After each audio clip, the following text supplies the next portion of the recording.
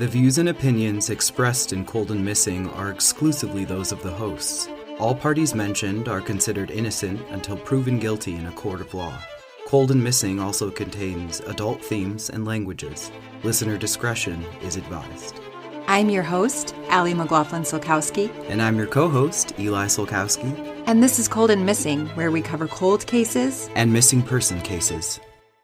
Hello, everyone, and welcome back to Cold and Missing. I'm Allie.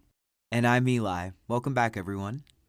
At the top, I just always want to say thank you. We had some very kind reviews come in this week, so thank you for taking the time out of your day to rate and review us, leave comments on the YouTube or on the Spotify, which is a new feature. So thank you so much to everyone who's been engaging. Just really appreciate it. And plug in right here. If you have the time today to rate and review us, we would appreciate it so much. We are on a missing person case this week, and it is episode 116. That's correct. Should we just go ahead and get into it? Yeah, let's do it. So just as a bit of a content warning at the top, this case does involve a young person. Today, we are talking about the missing person case of Tavish Sutton. And this takes place in March of 1993 in Atlanta, Georgia. But first, a little bit about Tavish. Tavish is only 1 month old in March of 1993. When Tavish was born in February of 1993, his mother was struggling with schizophrenia. Tavish has other brothers and sisters, but his mother had given up her parental rights to them. A week after Tavish was born, the Department of Family, Children, and Services, or DCS, as you'll hear them referred to throughout the podcast, took custody of Tavish. He was placed into a foster family, and his birth mother went into treatment. At this time in 1993, Tavish only weighed 8.5 pounds and was 21 inches long.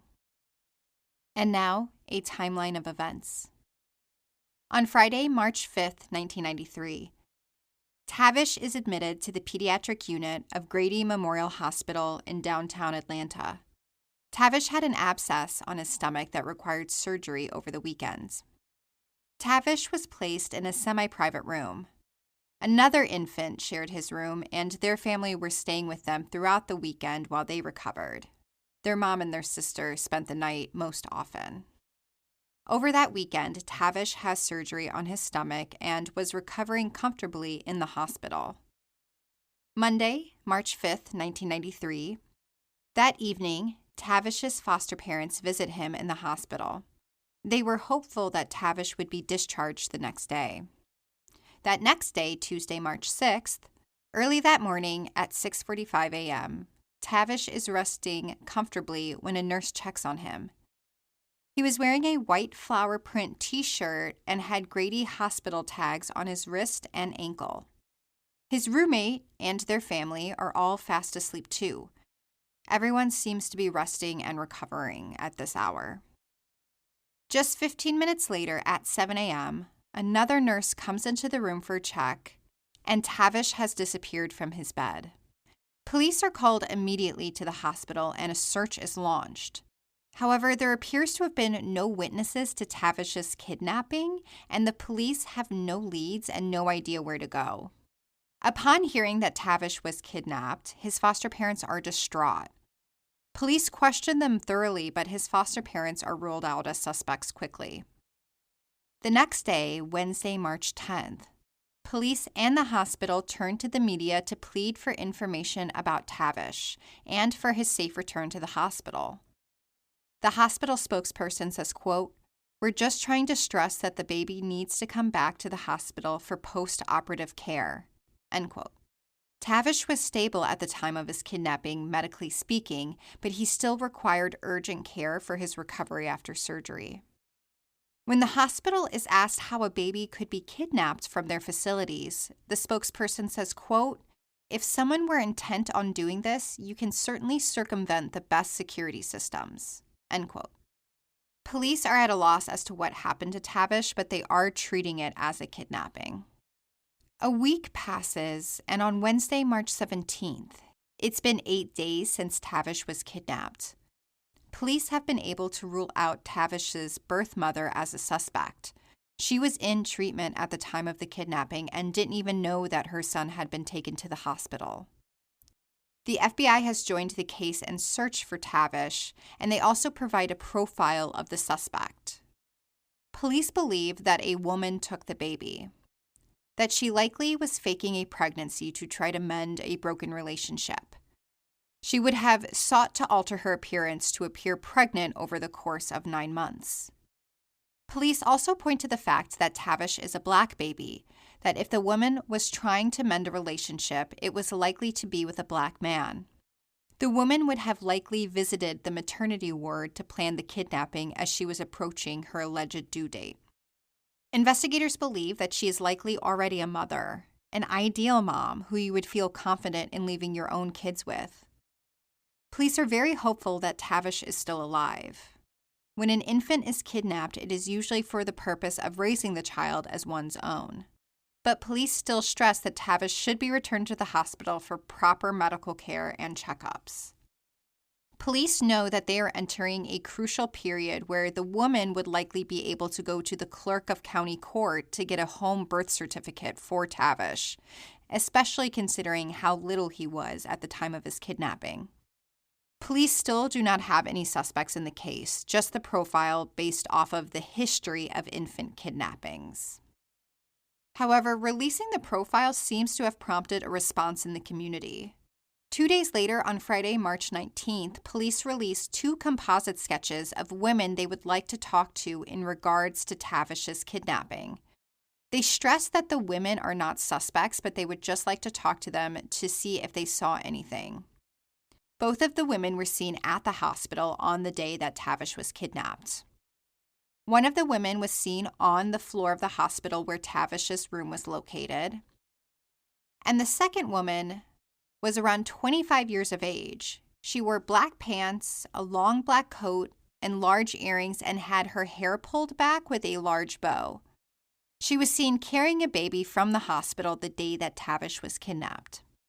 Despite having these 2 composite sketches, a month later on April 15th, so it's been about 6 weeks since Tavish was kidnapped, and police are out of leads. They don't have any suspects. They don't have any people of interest. The special agent in charge for the FBI, Carol Tuhey, says, quote, "We've done everything you can think of, and we're looking for assistance from the public to help us find the child," end quote. And truly, the case appears to go cold after this.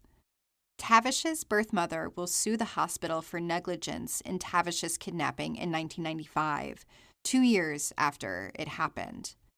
She'll ultimately settle out of court for around $600,000.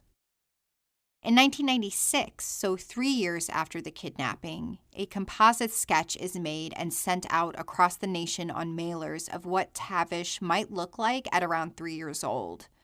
The composite is created by using photos of his siblings to try to generate what he could look like. In 1998, Tavish's case is ran again in local media. However, there are no updates. All of Tavish's biological family have been ruled out as suspects. The detectives working the case at this time say, quote, "We never really had any good information," end quote. Police believe that it is likely that Tavish is still alive, living with another family under a different name. Because of the surgery that he was admitted into the hospital initially for, he would likely have a scar on his left buttock from the surgery. However, this is all we know about the kidnapping of Tavish Sutton. He would be 31, almost 32 years old as of recording in 2025. So if you know anything about the disappearance of Tavish Sutton or his whereabouts today, please call the Atlanta Police Department at 404-546-4235. So that is the missing person case of Tavish Sutton. I was scribbling down just a bunch of information about Tavish and the circumstances and details and info surrounding his case at the top of you talking about his case. When it's a case involving an infant, I felt frantic listening to this case, even though it's over 30 years ago. What a harrowing journey he had at the start of his life. There are so many things to say about how his journey began, but what a resilient little soul to exist. I have so many questions for you, but I just I always appreciate how much you go into detail about who the person was, and I still felt like I got to learn a lot about him even though there was little information. I'm very glad to know his name. Yeah, I get what you mean about the immediacy of an infant going missing. I felt that in this case too, about learning on it and researching it. I did feel franticness of like needing to find him, even though, like you said, it happened over 30 years ago. There is something about a missing infant that just feels like it makes something in me go like berserk. I just short wire in some way. Yeah, I felt almost like an internal egg timer. Just the tick, tick, tick, tick, tick of, I don't know, I could feel time moving too fast in a case like this. And that's the case for every case, right? That time moves too fast and there's never enough information found within that lost time. And that's certainly the case here. No one knew to be on the lookout for something like this happening. Like, of course, a case can be filed against the hospital for negligence, but like the spokesperson said in a very diplomatic way, of course this is possible. An infant is very small, and if you're someone who looks like you're caring for an infant as you're moving through a hospital, I can imagine that not a lot of people would be questioning you as to why you are doing that. I agree with how easy it would be to slip out with an infant, but I do just want to say that this is something that made me raise an eyebrow in this situation. This specific hospital in Atlanta has had 7 instances of infants being kidnapped from their facilities. 5 of them were returned safely. However, 2 of them still remain missing, and Tavish is one of them. Yes, it could be easy to move something small in and out of that space, but still, that institution should be dedicated to protecting what's inside at all costs. Yes, it does just make me raise an eyebrow that you have 7 infants go missing from your facility, which is pretty high. This kind of crime doesn't happen very often. So it makes me wonder in the realm of possibilities in this instance, like what's going on here? Is there somebody on the inside that's possibly helping? Of course, that's speculation. The police and FBI gave a profile, but it just makes you wonder when you see something like that happen 7 times, like why is it so easy to do it from here? I think, kind of what we're talking about really like begs the question, is there cameras or any kind of security, any sort of monitoring? I don't know. I know it's 1993, but I can't imagine that there is a ton, but because it is a hospital, maybe there's a chance that there is more security. To be honest, I'm not sure what is or isn't there in 1993, but based off of the police and like what they were saying about how little they had to go on and how they were really leaning on witnesses, I would think that if there were security footage, that it is very minimal and not useful, that it was easy to circumvent in 1993. Well, then that brings me to my next question, which is who are those women and how are they related? How it seems like the suspect, or not even suspect, but the persons of interest were drawn up out of thin air. And I know that that's not the case, but I'm curious as to why those two women, and were they related to anyone close to him in any way? Yeah, so to me, it appeared that these women came from witnesses at the hospital that came forward after the FBI released a profile. It did seem like in the beginning, everyone thought that Tavish would be returned very quickly. Again, statistically, that's typically what you see in infant kidnapping cases. They are returned or found very quickly. However, once it got to the week and the FBI came in and gave a profile, it seemed that prompted witnesses to come forward who then were able to sit down with police and release the composite. I don't know if police think that these women are related to each other, as in if they were working together or came in together, but it's just two women who were seen at the hospital the day that Tavish disappeared. And police just wanted to talk to them to see if they saw anything and kind of see what they know. But from my understanding, police never were able to track them down. Right. And that, that all makes sense to me. The fact that he's only a month old and his biological mother is going through mental health treatment, and it's hard to, I would imagine it's hard to draw any correlation from a person to him when he's a baby. He doesn't know anybody, and very few people know him. The most likely of suspects, so, the family, were all ruled out. His mom was in treatment, that was all verified. And then the other family that was sharing the room with him, I believe they were investigated pretty thoroughly, as well as his foster family, and they were all released. So after that, yeah, like who could it possibly be in Tavish's little world?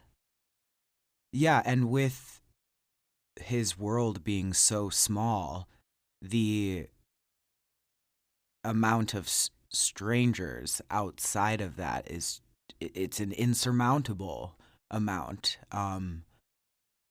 The ocean of suspects, like that's what it becomes. Just a massive possibility of a lot of different people. Which sparked another question for me, and this is more, I think, just for you and I to talk about, at least for right now, which is, why not look at men? I understand, especially because it's early 90s, the most likely suspect would have been a woman, but I don't know, to me, especially right now, my mind immediately said, like, that is a very unsuspecting suspect. For it to be someone to get away with this type of crime who can cloak very easily throughout it. Yeah, the profile seemed to mainly come from, statistically, what these crimes had looked like to police and the FBI since they started kind of recording and keeping track of infant kidnappings from hospitals. So historically, they had been women looking to raise the baby as their own for whatever circumstances outside were fueling that. So that does seem to be where the profile comes from for the FBI. It doesn't seem to be based in any theory, or it is a theory, but it doesn't seem to be based in any evidence of Tavish's kidnapping, except that would be the most likely thing or the most statistical thing to occur.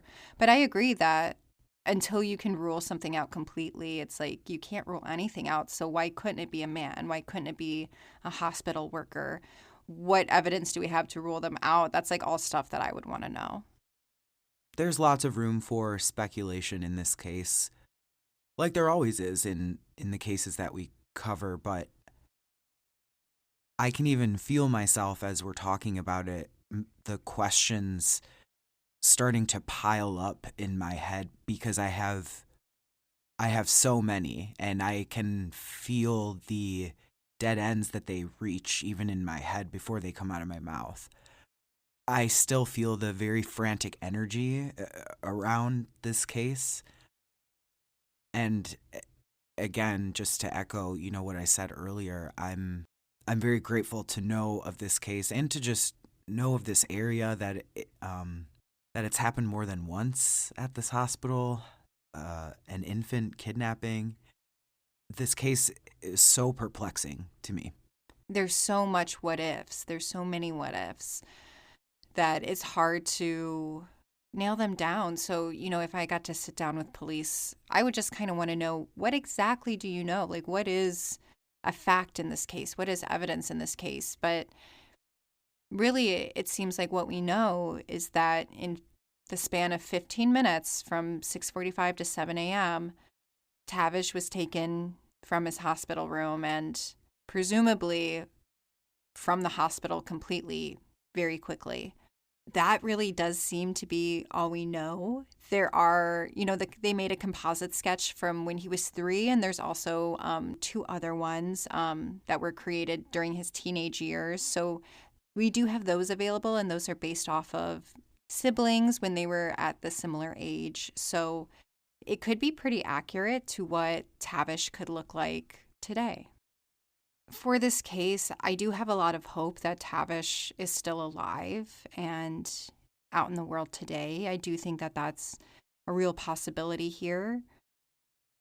It is my deepest hope that if Tavish is still alive, that he was raised in a very loving home and, is a thriving, successful community member and doing something that he loves. Like, that is truly what I hope for him. And if he ever questions who he is or, what his roots are, I hope that he's able to connect with his siblings and get the answers that he would need, and his siblings get answers that, their brother is okay. That's, I think, the best outcome that could happen here.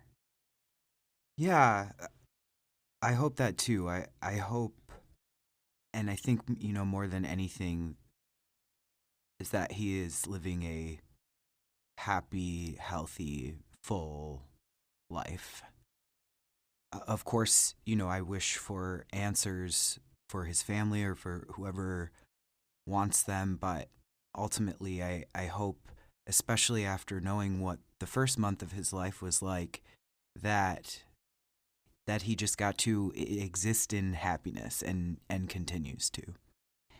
But again, if you know anything about the kidnapping of Tavish Sutton in 1993 or his whereabouts today, please call the Atlanta Police Department at 404-546-4235. We will have the composite photos of Tavish up on our Instagram, so if you're not following us, I suggest you follow us there at Cold and Missing. You'll be able to keep up with not only our podcast, but other cases that are happening nationally as well.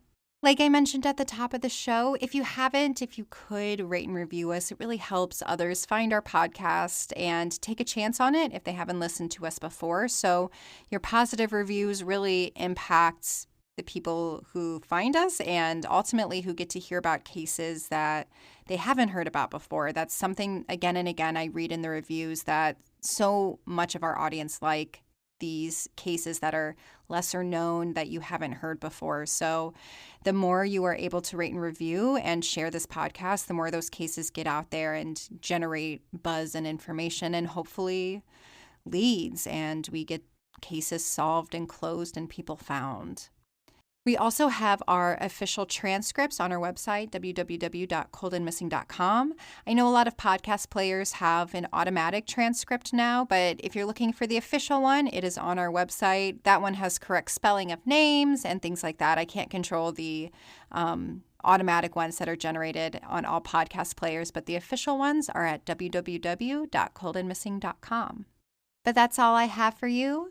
Thank you so much for listening to Cold and Missing. I'm your host, Allie. And I'm your co-host, Eli. Have a good week and stay safe, y'all. Stay safe, y'all.